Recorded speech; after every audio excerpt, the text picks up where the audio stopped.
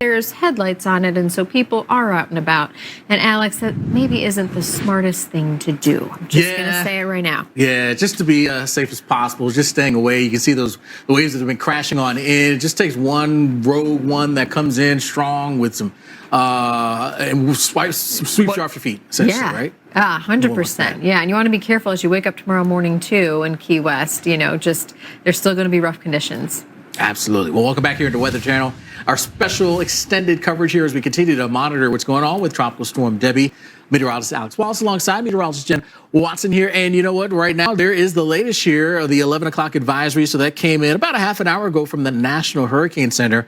Slightly stronger. It was 40, now up to 45 mile per hour winds with it. And the central pressure has come down a couple of millibars as well. The hurricane hunters, they've been flying through Debbie, getting a good sampling of what's going on. And they were able to measure the central pressure there down to 1,003 with winds again at 45 miles per hour. Moving to the northwest at about 14 miles per hour. You can see where it is in relation to Key West, again, well to the west, but certainly chopping up those waters. And we've seen occasional with some very strong wind gusts at times.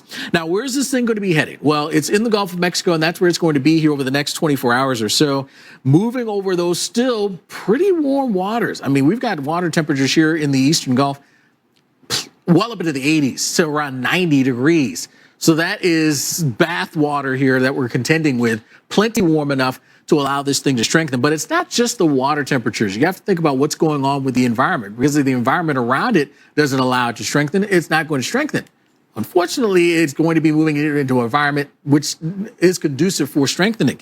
Winds are aloft here are not going to be all that strong, so it's going to be an environment which will allow it to kind of breathe without much disruption. So that's why the anticipation is for it to strengthen. In the forecast, you can see those wind speeds going up to by Monday, early Monday, now forecast to have 85 mile per hour winds. So squarely there in the category 1 hurricane range. And again, it is going to be strengthening. It's one thing if you're talking about a hurricane that was weakening as it made its way ashore, as opposed to one strengthening. One strengthening can oftentimes bring some bigger impact. So that's something to watch out for. And those wind speeds could be even higher than that. This is the current forecast. That could change. And then down the road, it kind of hangs out here all the way through next week. Still somewhere in the southeast. Will it be onshore? Will it be offshore? That's still yet to be determined. Of course, big changes in the forecast here. If it's offshore, it has a chance to re-strengthen here in the Atlantic before making its way onshore again. If it remains onshore, a little weaker in terms of the wind issues, but it's still going to be able to dump a lot of rain. Yes, it absolutely is. And that's what I'm